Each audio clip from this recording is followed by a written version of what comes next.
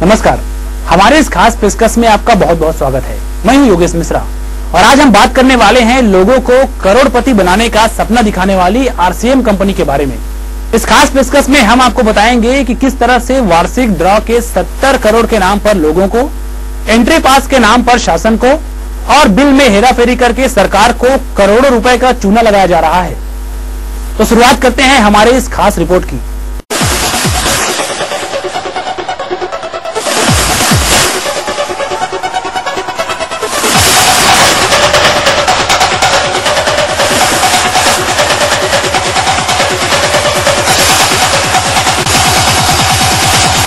इस कंपनी में है ना, आरसीएम कंपनी में मुझसे शुरुआत में 5 लाख रुपए लिए गए थे। उसमें जो मेरा लेन देन का जो हिसाब हो रहा था, जैसे मैं आपको बताना चाहती हूँ कि जैसे हमने हमारा 1 लाख का जैसे बिलिंग, इसमें ऑनलाइन सिस्टम से बिलिंग होती है।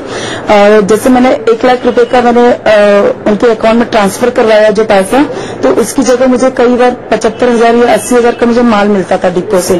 तो मैं जब इसकी जानकारी जब डिपो वाले को देती थी तो डिपो वाला कहता था कि यहाँ पर लिमिट ओवर बता रहा है, आप कंपनी से बात करें। जब मेरी कंपनी से बात होती थी तो वो बोलते थे कि नहीं, ये सब बदमाशी डिपो वाले थे, आप उनसे बात करिए। इस तरीके से कहा जाता था और ऐसा करते मैं 2 साल से रन कर रही हूँ। 2009 में मैंने इसकी शुरुआत की, जून 2009 में। और 10 मई के बाद पिछले साल भी ऐसा हुआ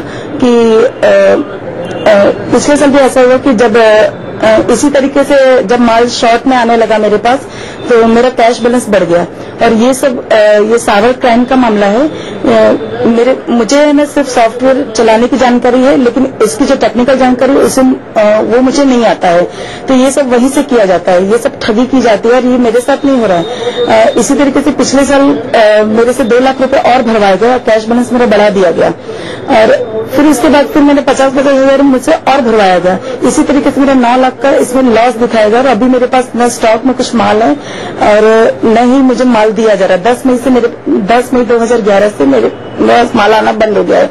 जब मैं भिलवाड़ा गई, इसके लिए मैं 6 जून 2011 में 12 जून 2011 में मैं भिलवाड़ा गई। तो वहाँ राजस्थान भिलवाड़ा में गई।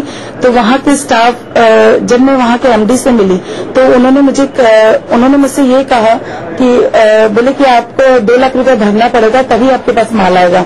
तो मैंने उनसे कहा कि मैं बार बार सर मैं इसको कैसे भर सकती हूँ, आप इसकी थोड़ा इंक्वायरी करवाइए।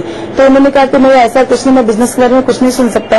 और उन्होंने मुझसे ये कहा कि आपके जैसे मेरे पास 10 एप्लीकेशन पड़े हैं। और उन्होंने मुझे डांट के वहां से निकाल दिया और मैं फिर रोते हुए वहां से निकल गई। वहां भी मेरी कोई सुनवाई नहीं की गई।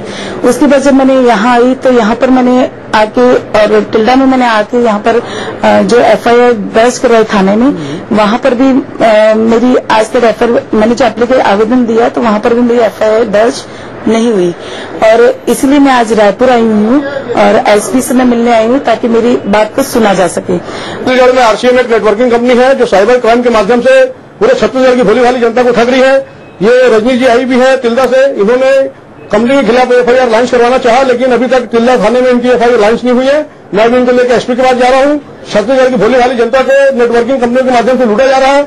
मुझे ऐसा लगता है कि छत्तीसगढ़ के लोगों को ज्यादा शिकार बनाया जा रहा है, क्योंकि यहाँ की जो जनता है वो अशिक्षित है, जागरूकता की कमी है और भोली भाली जनता इससे ज्यादा शिकार हो रही है। मैडम अभी सामने आई है, मेरे को लगता है बहुत सारे लोग हैं जो इस कंपनी का शिकार हुए हैं, लेकिन वो सामने नहीं आ रहे हैं। जब मीडिया के माध्यम से बात सामने आएगी और इस कंपनी के खिलाफ कार्रवाई होगी और हम एसपी साहब से मिलेंगे, न्याय की मांग करेंगे, तिल्दा थाने में एफआईआर दर्ज कराई जाएगी। उसका कंपनी का जो रीजनल ऑफिस है कंट्री में, वहां पर जाकर रीजनल मैनेजर बहाल किया जाएगा। छत्तीसगढ़ से इस कंपनी को बहाल किया जाएगा।